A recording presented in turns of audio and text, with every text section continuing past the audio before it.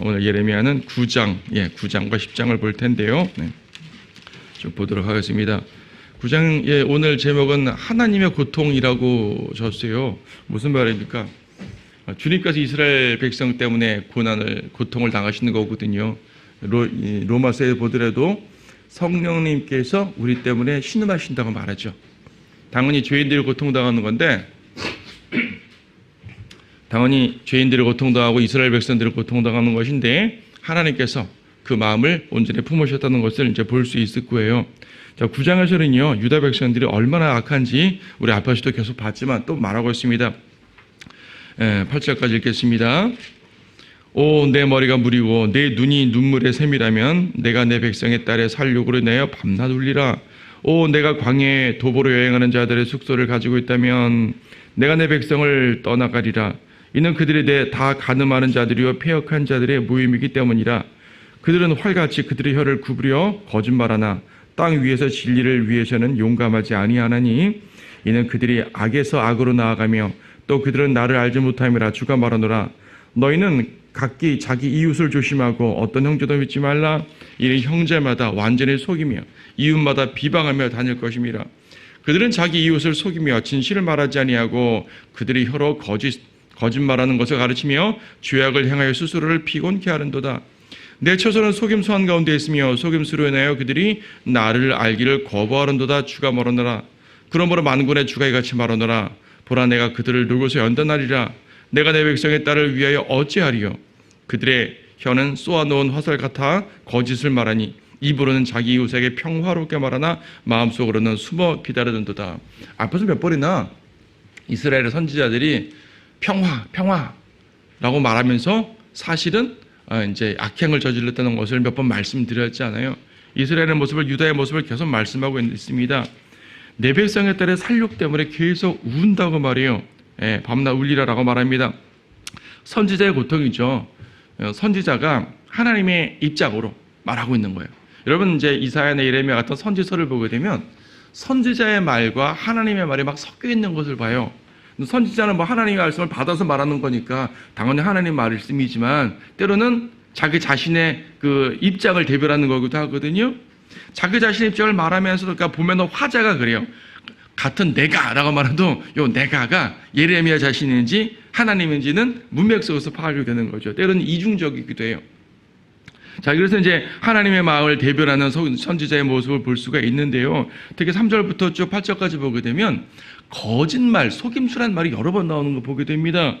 3절에서 그들의 혀를 구부려 거짓말한다 그러잖아요. 그렇죠? 4절 뒷부분도 완전히 속인다, 속이며 그러고 5절도 자기 이웃을 속이며 그러고 6절도 내 처소는 속임수 가운데 있다 그러고요. 8절도 그들의 혀는 쏘아놓은 화살 같아 거짓말을 한다 그럽니다. 거짓말. 여러분, 거짓말의 아비가 누굽니까? 거짓말의 아비는 마귀잖아요. 그렇죠? 거짓말, 서로 간에 거짓말하고 그렇습니다. 거짓말을 보게 되면요, 5절이나 8절을 보게 되면 거짓말 때문에 서로 간에 해를 가한다 이거죠. 이웃에게 죄악을 범하는 모습입니다. 이웃에게 죄악을 범하는 모습이 나오는데 6절에 보게 되면요, 그 속임수로 말미암아 하나님을 거절한다 그래요. 내 처소는 속임수 한가운데 있으며 속임수로 인하여 그들이 나를 알기를 거부하는도다. 속임수로 말미암아 하나님을 거절한답니다. 무슨 말이에요? 오늘날 거짓이 난무하는 이 땅의 모습을 볼 수 있죠. 거짓이 난무하는 교회들의 모습을 볼 수 있습니다. 거짓으로 말미암아 하나님을 더욱더 거절한다 그래요. 그러니까 이웃에게 거짓말로 속여서 이익을 취하는 이 정도가 아니라 결과적으로 하나님을 거절하는 모습이 된다는 얘기죠. 구약의 율법이 그렇습니다. 율법 보게 되면 이제 이웃 상호 간에 행해야 되는 도덕적, 사회적 도덕법을 말하지만 사회적 도덕법, 거짓말하지 말라, 이웃에게 도둑질하지 말라, 이거는 이스라엘만 지키는 법이 아니잖아요. 모든 이방인도 지키는 사회적인 법이란 말이죠. 하지만 똑같이 거짓말하지 말라라는 말도요, 이방인에게 하는 말과 이스라엘 백성에게 하는 말이 톤이 달라요. 똑같은 거짓말하면 안 돼 라는 도덕적인 기준도 이방인은 단순한 양심에 따른 기준이지만 이스라엘은 하나님의 법에 따른 기준이란 말입니다. 하나님께서 진리이신 하나님이잖아요. 진리이신 하나님과 반대되는 게 바로 거짓이에요. 진리라는 말은 진실이라는 말과 통하잖아요. 그렇죠? 예. 진실하니까 진리죠. 진실치 않으면 거짓이면 진리일 수가 없지 않습니까? 진리라는 말은 참이란 말이에요. 참. 그 반대는 거짓인 거고요. 하나님은 참이신 분이고 예수님은 참이신 분이고 하나님의 말씀은 참이신 것이고요. 그 이외의 모든 것들은 거짓입니다. 그래서 로마서에서도 하나님은 참되시나 사람들은 모두 거짓말장이라고 선언을 하지 않습니까? 그 거짓말이 그래도 하나님의 말씀 가운데 다스림을 받아서 우리가 주님의 말씀 안에 거하게 되면 우리의 거짓된 이러한 그 본성을 누르고 우리 안에 있는 거듭난 사람으로서 그 하나님의 말씀에 따라서 진리 가운데 있게 되는데, 우리가 거짓의 영을 따라 살게 되면 여전히 거짓을 행하는 이제 마귀의 종이 된단 말이죠. 이것이 이제 이스라엘이 그랬고요. 오늘날 수많은 세상의 모든 모습이 그렇게 되는 거고요. 마지막 때를 향해 나아가고 있는 거고요. 그러면서 교회들까지 배교하고 있는 것이고요. 그런 모습을 보는 거죠. 3절을 보게 되면 다들 거짓말해요. 거짓말하는데 오히려 정말 말할 땐 안 하죠. 3절 중간 부분에 땅 위에서 진리를 위해서는 용감하지 아니하다 그러죠. 거짓을 위해서는 모든 걸 다 바치는 사람들인데 진리를 위해서는 용감하지 않아요. 거짓을 위해서는 참 용감해요. 사람들 보세요. 거짓을 위해서 용감하잖아요. 죄를 위해서 용감하잖아요. 진리를 위해서 용감하지 않아요. 바로 하나님의 백성이 아니란 말입니다. 하나님의 영이 인도하는 것이 아니란 말입니다. 하나님의 영이 인도할 때는 진리를 위해서 용감하죠. 거짓의 입을 닫죠. 우리도 때때로 거짓을 나올 때가 있어요. 전혀 없는 거 아니잖아요. 육신적으로 행하면 그렇게 될 수 있잖아요. 그 거짓의 입을, 육신적으로 행하던 그런 거짓의 모습을 성령 충만으로 인해서 제거하고 하나님의 영으로 말미암아 진리에 용감해야 되는 거죠. 이게 주님께서 우리에게 요구하시는 거죠. 뭐 구약과 신약의 교리적 입장은 조금 다르지만 기본적으로 주님이 원하시는 것 자체는 동일할 거 아니겠어요. 진리를 위한 것, 거짓을 버리고 진리를 위한 것. 근데 세상은 거꾸로 갑니다. 거짓을 위하고 진리를 위해서는 용감하지 않습니다. 세상은 거짓을 위해 목소리를 높이고요. 그래서 오늘날 성도들에게 가장 필요한 것은 바로 진리로 인한 의분의 모습이에요. 용감하게 말할 수 있어요. 복음을 용감하게 말할 수 있어야 되고 진리를 용감하게 말할 수 있어야 되는 것이고, 그런 것이 부족하다고 주님께서는 책망하십니다. 혹시 이것이 우리 자신의 내적 모습은 아닌지 항상 살펴봐야 되겠습니다. 4절에서는 너희는 어떤 형제도 믿지 말랍니다. 각기 자기 이웃을 조심하고 어떤 형제도 믿지 말라. 다들 거짓말쟁이 들으니까. 이게요, 이제 대환란 때는 더욱더 그렇게 되죠. 대환란 때는요, 아버지와 아들이 갈등하고 어머니와 딸이 갈등하고 이제 갈등하는 모습들. 사람의 원수는 그의 가족 중에 있으리라. 뭐 가족 간의 갈등이야 뭐 굳이 대환란까지 가지 않아도 뭐 모든 시대에 모든 사람들 가운데 그런 모습이 항상 있었지만 진리 때문에 갈등하는 정도 말고요. 지금보다 더욱더 심하게 배신과 거짓이 난무하게 된다 그래요. 그래서 마지막 때에는 모든 사람들에게서 사랑이 식어진다 그러죠. 오늘날 세상은 사랑 그 어느 때보다도 사랑을 자주 외치는 사회지만 실질적으로 보게 되면 사랑이 식어져 있는 상태예요. 자기의 이익을 위해서만 사랑하는 척하지만 사실은 사랑이 식어져 있는 상태. 마지막 때에 사랑이 식어지리라 라고 말씀하시는 것은 대환란 때 모습이기도 하지만 디모데후서 3장 3절에서 말하는 오늘날 마지막 시대, 마지막 때 모습이기도 합니다. 우리가 진리 가운데 있으면 진리 가운데도 사랑할 수가 있게 되겠죠. 그래서 하나님의 말씀 진리가 중요하다는 겁니다. 그들이 너무나 심했기 때문에 주님께서는 녹여서 연단한다. 7절에서 녹여서 연단날이라. 보라 내가 그들을 녹여서 연단날이라. 다 녹여서요. 해체시켜버리는 겁니다. 단순하게 책망하는 차원이 아니라 완전히 녹여가지고 해체시켜가지고 새롭게 재구성하겠다 말하죠. 이어진 내용들도요. 다 보면 하나님과 책망하는 내용들이요. 9절에 보세요. 9절에는 내가 이 일들로 인하여 그들을 감찰한다 그러죠. 감찰이 뭐냐면 비지트 찾아오는 걸 말해요. 근데 찾아온다는 건 좋은 의미에 찾아올 수도 있고 나쁜 의미에 찾아올 수도 있잖아요. 상을 주시려고 찾아올 수도 있고 혼내려고 찾아올 수도 있는 거예요. 그죠? 감찰한다는 말은 이제 책망하는 개념이지 않습니까? 심판하기 위해 찾아오는 모습이죠. 그리고 9절 뒷부분에 보복한다. 이 같은 민족에게 보복하지 아니하겠느냐. 그렇죠? 보복한다 말씀하는 것이고 11절에 뭐라고 했어요? 또 내가 예루살렘을 황폐케 한다 그러죠. 황폐케 해서 용들의 소굴을 만들어 버린다고 말씀하시네요. 특히 용들의 속으로 만든다는 말은요, 이제 그만큼 황폐하게 만든다는 말의 비유적인 표현이기도 하지만 왜 굳이 하나님은 용이라는 표현을 쓰셨겠어요? 마귀들의 세상이 된다는 표현이기도 하거든요. 그리고 또 뭐라고 되어 있습니까? 저 뒤에 15절 뒷부분에 보면요. 뒷부분에 보라 내가 그들 즉 이 백성을 먹으려니 쑥으로 먹이고 독이 든 물을 주어 마시게 한대요. 아니 푸른 초당과 잔잔한 물가로 인도하시는 분 아니에요? 근데 주님께서는 쑥으로 먹이고 독이 든 물로 마시게 한단 말입니다. 그러니까 더 이상 희망이 없는 백성이라는 얘기죠. 완전히 멸망시킨다는 말을 하고 있습니다. 16절에서 뭐라고 말합니까? 16절은 뒷부분에 이방 가운데 흩어버리고 그 뒤를 따라 칼을 보내리니 진멸시킬 때까지라.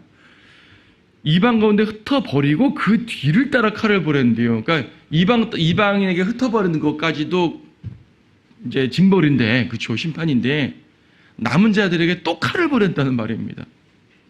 그러니까 여러분들 그냥 황폐함이라고 말할 때, 당시 바빌론 침공으로 말미암아 예루살렘이 황폐되다고 말할 때 그 장면은요, 우리가 책으로 본 몇 마디 말로 상상할 수 있는 게 아니에요.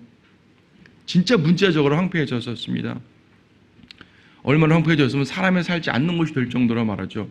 물론 그 땅에 잔류다가 있긴 있었습니다. 마찬가지로 AD 70년에 이 예루살렘 성전이 파괴될 때, AD 136년에 로마 황제가 모든 유대인들을 예루살렘에서 다 쫓아보냈을 때, 예루살렘 안에는 유대인들이 한 명도 살지 못하게 했어요. 유대인들의 성읍인데, 그러한 모습을 이제 예레미야에서 예언하는 겁니다. 이 모습이 또한 대환란 때, 여러분 히틀러의 잔혹한 유대인 학살 홀로코스트에 대한 기사나 혹은 뭐 영화 같은 것도 많이 나왔으니까 그런 걸 보게 되면, 아니 영화나 이런 책들이 사실을 더 강하게 나타냈겠습니까? 사실을 잘 묘사를 못했겠습니까? 어떠한 그 글이나 영상도요, 사실을 100% 잘 재현해내지 못해요. 그러니까 그 가운데 있었다면 더 심했다는 얘기입니다. 대환란 때는 어떻겠어요? 이게 하나님께서 이스라엘 백성, 유대 백성들을, 그 타락한 유대 백성들을 책망하시는 모습이에요. 그런데요, 그럼에도 불구하고 실제로서 연단시킨단 말했지 않습니까? 뒤에 10장 뒤에도 말하지만은, 그렇죠? 그럼에도 불구하고 완전히 버리지는 않아요. 우리 앞에 6장에서 말하고 말했잖아요. 그래서 완전히 버리지는 아니하리라. 완전히 버리지는 아니하고 궁극적으로 심판의 목적은 연단이에요. 세상 죄인에 대한 심판의 목적은 형벌이에요. 성도들에 대한 심판의 목적은 회복이에요. 징계, 그러니까 올바로 만드는 거죠. 그렇죠? 우리 심판이란 말은요, 포괄적인 말입니다. 죄인이 지옥 가는 것도 심판이라고 말하고, 성도들이 징계받는 것도 큰 틀에서 심판이라 말이에요. 심판이란 말은 저지먼트, 판단한다는 말 아니에요. 재판한다는 말이잖아요. 그죠?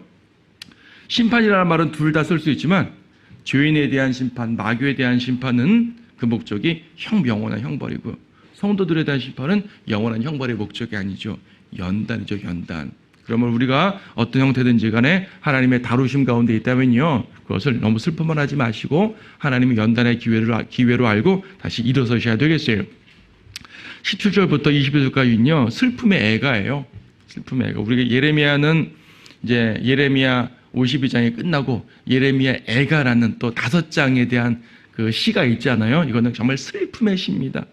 우리가 애가를 또 보겠지만 아주 슬픔의 시예요. 근데 애가에만 따로 나오는 것이 아니라 예레미야 내에도 종종 슬픔의 모습들을 적나라하게 묘사하죠. 17절에서도 보면 애곡하는 여인들을 불러서 말한다고, 운다고 하고요. 18절에 호곡하게 한다고, 호곡, 눈물을 쏟아붓는다고 하는 거죠.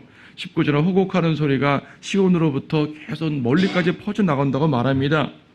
자, 그런 내용들 쭉 말하죠. 21절에서는 청년들이 끊어진다고 말합니다. 어느 사회에서나요, 젊은이들이 끊어지는 사회는 건전한 사회가 아니에요. 오늘날 시골에서는 젊은이들이 끊어진다 그러잖아요. 물론 그들은 뭐 심판받아 끊어지는 것이 아니라 이주하는 것이기 때문에 약간 개념은 다르지만 어쨌든 그 마을의 입장으로는 슬픈 일이잖아요. 그렇죠? 마을의 입장으로 슬픈 일입니다. 이게 국가 전체에서 젊은이가 끊어진다는 것은, 뭐 요즘에 뭐 아이를 낳지 않아서 줄어든다, 이것도 안 좋은 일이지만 그것이 아니라 전쟁이나 기근이나 심판으로 죽어서 끊어진다는 얘기는 이거 완전히 소망 없는 모습이지 않습니까? 현재 사회가 아무리 힘들어도요, 미래 세대에 대한 소망이 있으면 견뎌요. 부모들이 자기가 아무리 힘들어도 자녀들이 뭐 공부도 열심히 하고 뭐 나름대로 또 이제 비전이 있고 잘 성장할 수 있고 이런 환경들도 조성되고 이러면 힘을 낸다고요. 그런데 미래 세대에 대한 희망이 없으면 그거는 가치 없는 사회가 되어버리잖아요. 대환란 때 혹은 유대인들의 멸망하는 그 과거의 그때 말입니다. 오늘날 영적인 이런 세상의 모습, 소망 없는 사회입니다. 이 소망이 생기려면 우리의 소망은 오직 예수 그리스도밖에 없어요. 주님께서 오시는 것밖에 이 모든 것들의 해결책이 없는 겁니다. 자, 23절부터 보게 되면요, 주가 이같이 말하더니 현명한 자는 자기 지혜를 자랑하지 말래요. 자, 자랑하지 말란 말을 좀 세 가지 면에서 합니다. 23절에서 현명한 자는 지혜를 자랑하면 안 됩니다. 용사는 힘을 자랑하지 말랍니다. 부자는 부를 자랑하지 말랍니다. 지혜, 힘, 부유함. 세상 사람들이 자랑하는 대표적인 세 가지 아니에요? 육신적인 사람들이 자랑하는 대표적인 세 가지입니다. 힘이 센 건요, 항상 추앙받는 모습이요. 지혜가 있는 모습은요, 모든 사회에서나 존경받는 모습이라고요. 부유한 모습은 누구에게나 부러움을 사는 모습이죠. 그 모든 것을 자랑하지 말랍니다. 왜? 다 멸망할 거니까 자랑하지 말래요. 지혜와 힘과 부는 일반적인 견지로 말해도 지혜나 힘이나 부는 사라질 겁니다. 세상과 함께 사라질 겁니다. 사라질 것이니까 자랑할 것이 못 되죠. 또 한편 여기서 자랑하지 말라는 얘기는 다 멸망할 거니까, 문맥적으로 멸망할 거니까 자랑하지 말라는 말이에요. 심판받아 멸망할 사람들이 내가 지금 부자면 뭐예요? 내일 전쟁 나서 사라지면 무슨 소용이 있죠? 내가 지금 힘세면 뭐예요? 원수가 와서 나를 칼로 죽이면 무슨 소용이 있는 거죠? 내가 아무리 현명하면 뭐예요? 이 땅이 멸망하는데 나의 지혜가 이것을 해결할 수가 없어요. 모든 현재들이 다 모여도 안 되죠. 여러분 그렇죠? 다니엘 2장에 보게 되면 느부갓네살이 꿈을 꿨는데 바벨론의 모든 현자들 다 불러 모았어요. 당시에 마법사들 불러 모았는데 당시에 마법사 점성술사는 그냥 이제 당시에 현자들 그룹이에요. 그들이 와가지고 아무것도 해결 못했죠. 하나님의 영이 임하신 다니엘밖에는 소망이 없었단 말입니다. 하나님밖에 희망이 없는 겁니다. 자랑하지 말아야 돼요. 그러니까 멸망하는 사회, 심판받는 속에서 자랑하지 말란 말이기도 하고, 일반적인 견지에서 이 모든 것들은 헛되이 사라져가는 거니까 자랑하지 말라는 두 가지 경우로 다 적용할 수가 있어요. 예, 결국 우리는 이런 거 자랑할 수 없어요. 그럼 뭘 자랑해야 됩니까? 24절. 그러나 자랑하는 자는 이것을 자랑할지니 그가 깨달아 나를 알아서, 하나님을 아는 걸 자랑하래요. 하나님을 아는 모습을 자랑하랍니다. 내가 이 땅에서 자애와 공의와 의를 향하는 주임을 아는 걸 자랑하랍니다. 하나님을 자랑하라는 말이죠. 하나님을 알라는 말입니다. 그렇죠. 그리고 주님께서는 그 일들을 기뻐하는 분임을 자랑하래요. 주님이 어떤 분이라고요? 자애와 공의와 의를 행하는 분입니다. 그리고 그것을 기쁘게 행하는 분입니다. 이 사실을 알아야 된다고 말해요. 하나님에 대한 분명한 지식이 있어야 돼요. 성경을 100번 보면 뭐하고 1000번 보면 뭐예요? 하나님이 어떤 분인지를 아셔야죠. 하나님께서 이 세상에 어떤 분인 줄 아셔야 되는 거고, 하나님께서 나에게 어떤 분인 줄 알아야 되는 것이고, 하나님께서 죄인에게 어떤 분인 줄 아셔야 되는 것이고, 그분이 어떻게 자비를 베푸시는지, 어떻게 심판을 행하시는지, 그분의 성품이 무엇인지 이걸 모르면요 아무것도 할 수 없습니다. 그래서 하나님을 알수록 그분을 자랑하게 되고, 그분을 안다는 사실이 기쁜 거예요. 그렇다고 오해하지 마세요. 난 하나님을 잘하니까 난 자랑할 만해. 그런 말이 아니에요. 결과적으로 하나님을 자랑하는 말이죠. 하나님을 깨달으라는 말입니다. 그래서 오늘 이제 오전 11시 예배도 이 주제로 우리가 설교를 할 텐데요. 비슷한 주제로 하나님을 올바로 알아야 됩니다. 그래서 성경은요 여러 번에 걸쳐서 성경을 알으라고 말하죠. 예수님께서도 성경을 상고하라라고 말씀하셨고, 사도행전에서도 베레아 사람들은 성경을 상고했다고 말합니다. 성경을 상고하는 사람이 고상한 사람들인 거예요. 성경을 상고하지 않는 사람들은 천한 사람들이 되는 겁니다. 그렇죠? 25절에 보게 되면 유다를 어떻게 벌었냐면, 할례받은 모든 자들을 할례받지 않은 자들과 더불어 벌한다 그랬어요. 그냥 유다를 벌한다, 하나님의 백성을 책망한다 차원이 아니라 하나님의 백성을 하나님의 백성이 아닌 자들과 더불어 책망한다는 말이에요. 이게 중요한 거예요. 하나님의 백성을 하나님의 백성 취급하지 않겠다는 말이죠. 그러니까 하나님의 백성 가운데 가장 이제 최악의 상황이 이겁니다. 그냥 혼나는 거 괜찮다니까요. 이방인과 함께 혼나는 게 안 되는 거죠. 26절에도 이집트와 유다와 에돔과 암몬과 모압과, 아니 유다가 이들과 함께 연결돼서 불림받을 이유가 뭐예요? 유다는 분리돼서 불림받아야 되거든요. 하나님께 벌받고 책망받아도 분리돼서 벌을 받아야 되는 거예요. 원래는 구약적 하나님 원래 계획이라면. 근데 유다를 그냥 이집트, 유다, 에돔 같은 선에서 말하고 있잖아요. 아니 적어도 순서라도요, 유다를 맨 먼저 말하고 이집트, 에돔 말하든지, 아니면 이집트, 에돔 말하고 맨 마지막 유다를 말하든지, 적어도 분리해야 되는 거 아니에요? 섞어서 말하고 있어요. 더 이상 내가 너를 내 백성은 취급하지 않겠단 말이에요. 얼마나 끔찍한 모습입니까?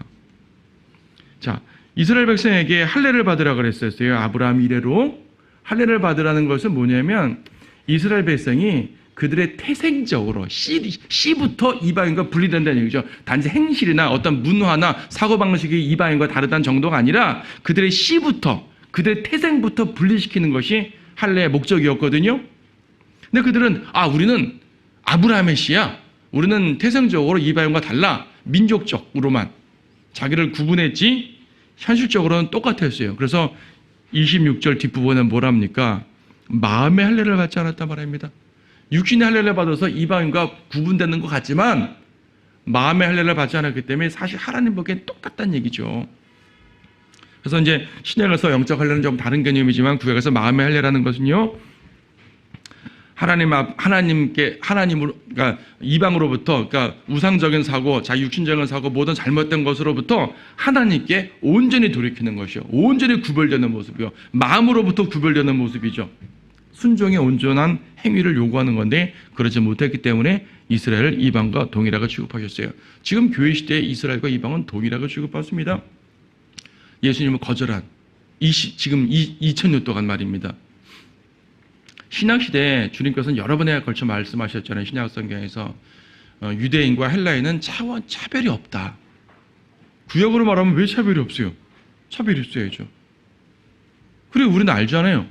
세상에 유대인과 이방인과 교회로 구분되는 걸 또 교리적으로 알잖아요.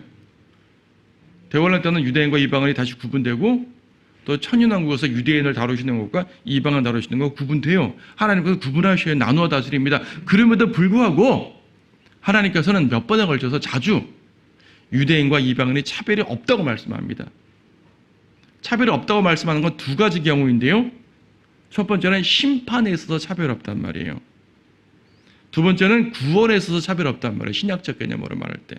그래서 이제 신약적 개념에서 차별이 없는 상황으로 만들어지는데 우리에게는 그 상황이 기쁜 거죠. 예수님의 보혈을 믿기만 하면, 십자가를 믿기만 하면 유대인, 이방인 구분 없이 누구나 구원받으니까 우리는 주님의 백성이 되서 감사한 거죠. 하지만 이스라엘의 유대인의 입장으로 생각해 보세요.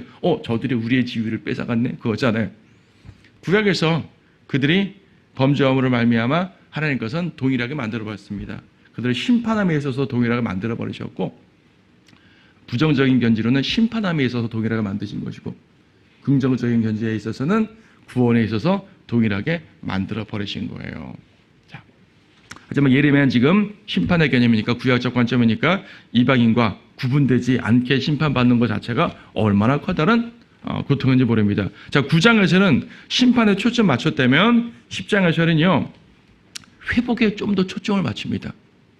회복에 초점을 맞출 때 어떤 의미로 회복되냐면 하나님의 능력으로서 회복시킨다는 개념이 좀 자주 나와요. 자, 앞부분 좀 읽어볼게요. 오 이스라엘 집아, 너희는 주께서 너희에게 말씀하시는 그 말씀을 들으라. 주가 이같이 말하노라. 이방의 길을 배우지 말고 하늘의 표적들에 당황하지 말라. 이는 이방이 그런 것들에 당황함이라. 그러니까 이방과 여전히 구분하셔가서 다루시는 모습이 나오는 거네요. 그 백성들의 관습은 헛된 것이니, 이방의 관습은 헛된 것이니, 이는 사람이 숲에서 도끼로 나무를 자르고 기술자가 손으로 만든 작품이라. 그들이 그것을 은과 금으로 꾸미고 못과 망치로 고정을 시켜서 움직이지 않게 하는도다. 뭘 말하는 거예요 지금? 우상 말하는 거죠. 그것들은 종려나무처럼 곧게 서 있으나 말을 못하고 걸을 수도 없으니 꼭 붙들어 주어야 하느니라. 우상은요 고정시켜야 돼요. 자기들의 신을 고정시켜야 돼요.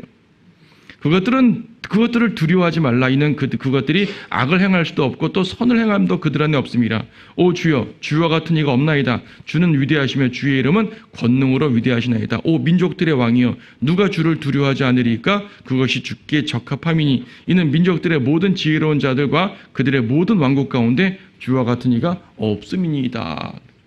보세요. 3, 4, 5절은 우상을 말하고 6, 7절은 하나님을 말해요. 대조가 됩니다. 우상이 헛되다는 것을 말씀하고 있는 것이고 하나님의 위대하심을 말하는 거죠. 그래서 이제 10장의 앞부분은 회복을 말씀하실 때 그냥 회복이 아니에요. 성경이 항상 그렇습니다. 이사야나 예레미야는 어딜 보도 그러세요. 회복을, 책망 다음에 회복을 말해요. 항상 회복을 말하는데 그들이 이뻐서 회복해 주는 게 아니에요. 그들의 능력으로 회복하는 게 아니라고요. 그들에게 힘을 주어 서서히 회복할 수 있는 어떤 능력을 주신다가 아니라 그들은 아무것도 할 수 없는데 하나님의 전적인 능력으로 해결해 주시는 거예요. 여러분 세상이 그렇잖아요. 세상이 망가지는 것은 인간들의 죄 때문에 점점점 망가집니다. 근데 세상이 회복될 때 어떻게 회복될까요? 인간들의 선함으로 조금씩 회복돼 나갈까요? 아니잖아요.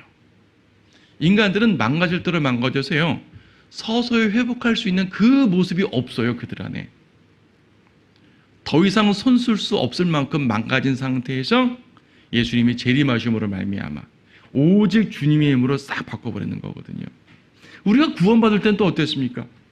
구원받을 때도 우리가 세상의 죄인이었는데 조금씩 선해짐으로 구원받은 것이 아니라 우리가 할 수 있는 것은 아무것도 없을 때 오직 주님께서 붙잡아 주셔서 우리를 구원을 시켜주신 거 아니겠어요? 주님이 손 내밀어서 구원시켜 주신 것이 아니겠어요?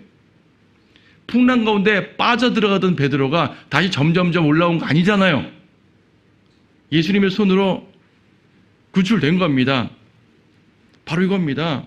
우리가 점점점 죄악 가운데 무너져 나갈 때도 다시 조금씩 개선해서 올라오는 것이 아니라 주님을 의지함으로써 주님의 도우심으로써 회복되는 겁니다.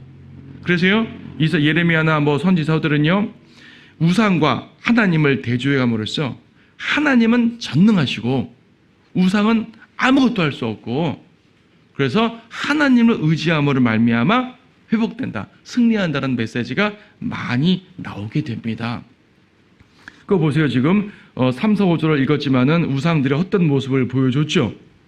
8절, 9절도 그러나 그들은 다 같이 우둔하고 어리석으며 통나무는 헛된 것들의 교리라. 접시에 잎이 있는 타시스에서 가져온 것이며 우바스에서 가져온 금으로 기술자와 주물장의 손으로 만든 작품이라고 말하고 있습니다. 또 어디에요? 14절에서 또 뭐라 말합니까? 모든 사람이 자기 지식에 우둔하고 모든 주물장이가 색인 형상으로 수치를 당하나니 이는 그의 부어 만든 형상은 거짓되고 그것들 속에는 호흡이 없다고 말하죠. 그것들은 헛된 것이요 잘못 만들어진 것들이라. 그들의 감찰할 때에 그들이 멸망하리라. 우상은 헛된 겁니다. 아무리 우상 뒤에 마귀가 뒤에서 도사려가지고 마귀가 역사하는 건 맞지만 그마저도 우상은 헛된 겁니다. 사람들은 우상 뒤에 있는 마귀가 무서운 것 같아요. 마귀가 나한테 어떻게 하는 거야. 아니요. 우상 자체를 보세요. 우상은 헛된 거거든요. 우리는 성경에서 우상과 하나님을 대조하는 모습 봅니다. 자, 하나님이 얼마큼 위대한지 보세요. 지금 6절, 7절 읽었는데 6절, 7절에 권능으로 위대하다고 말씀하십니다. 이 우상은 권능 없어요. 힘 없어요. 아무것도 못해요. 호흡도 없어요. 하나님은 권능이 있어요. 그리고 민족들의 왕이라는 표현을 쓰죠. 민족들의 왕이요. 민족들의 왕. 민족들의 왕은 뭐냐면 하나님은 이스라엘의 왕 아닙니까? 민족들 하면 이방인들인데 이방인들의 왕은 마귀 아닙니까? 예, 맞아요. 세상의 왕은 마귀예요. 근데요, 아무리 세상의 왕이 마귀라도 그 위에 더 높은 왕이 있는 거죠. 하나님. 지금도 마찬가지예요. 하나님께서는, 예수님께서는 이 세상의 통치자, 즉 이 세상의 왕이 사탄이라고 말씀하셨어요.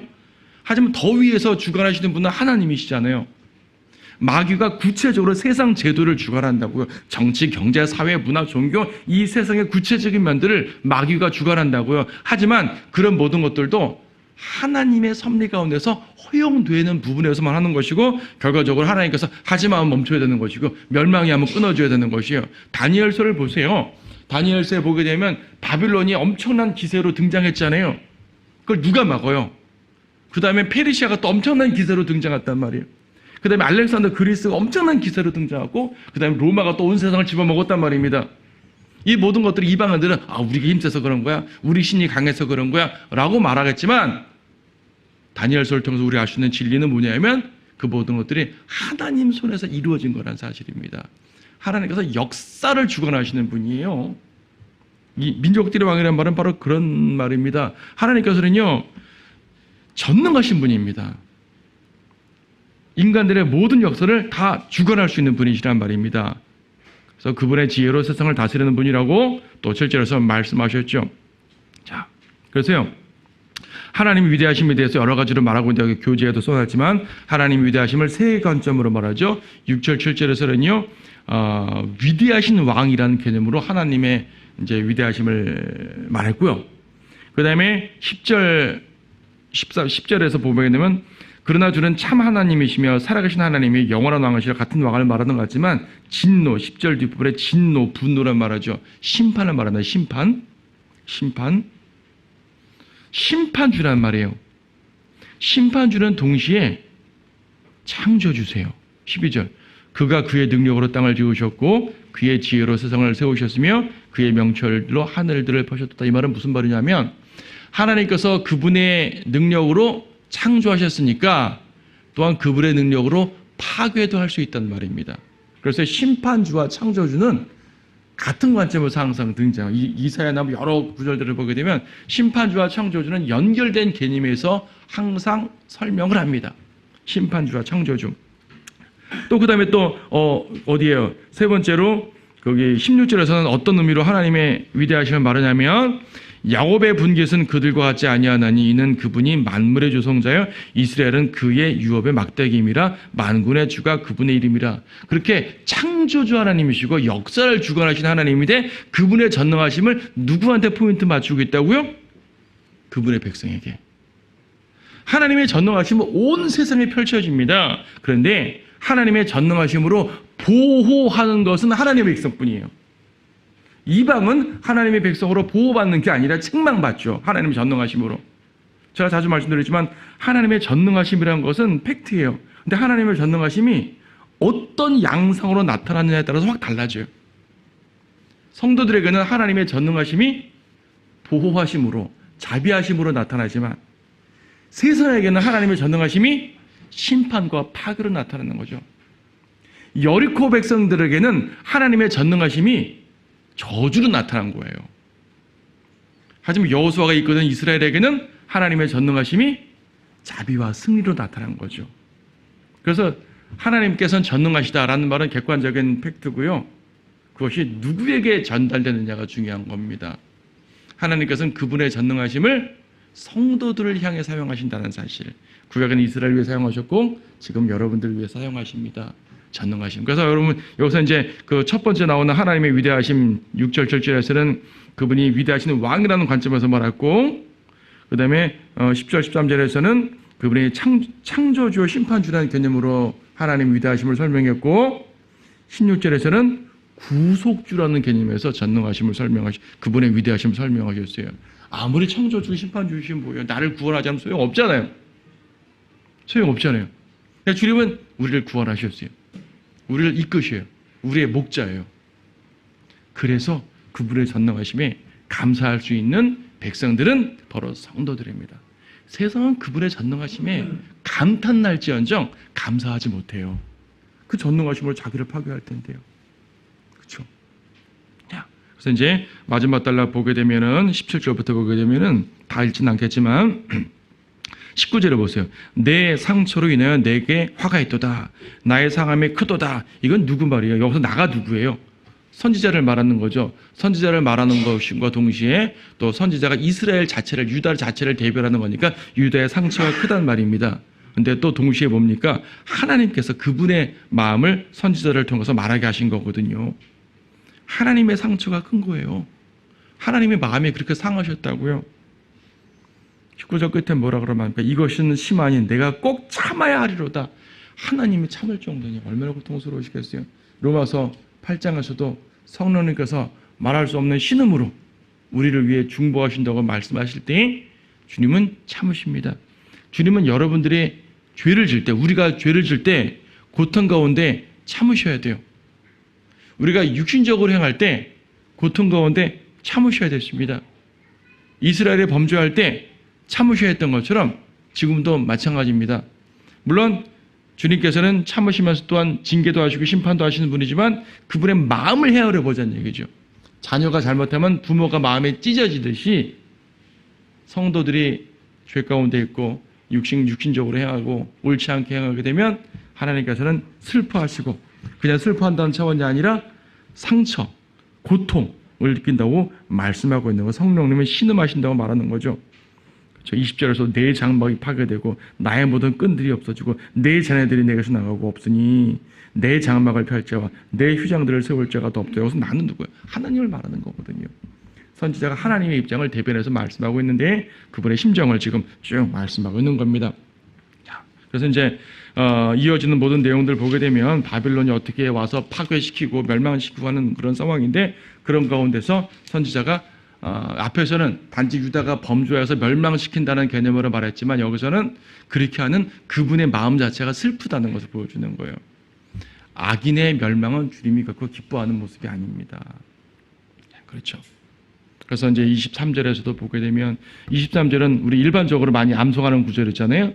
오 주여 인생의 길이 그 사람 안에 있지 아니함을 내가 아나이다. 그의 걸음을 인도하는 것이 걷는 그 사람 안에 있지 아니하나이다. 그렇죠? 그래서 우리는 하나님을 따라 나아가고 예수 그리스도 우리 주님만을 우리 목자만을 따라 나아가자는 말이에요. 우리를 징계하셔도 이제 멸망으로 하지 않으시고 우리를 이제 회복시키시기 위해서 책망하시는 주님, 우리의 모든 것들을 그분의 모든 것들을 우리를 위해 사용하시는 주님, 그분을 믿고 신뢰하며 따라가는 모든 여러분들 됐으면 좋겠습니다.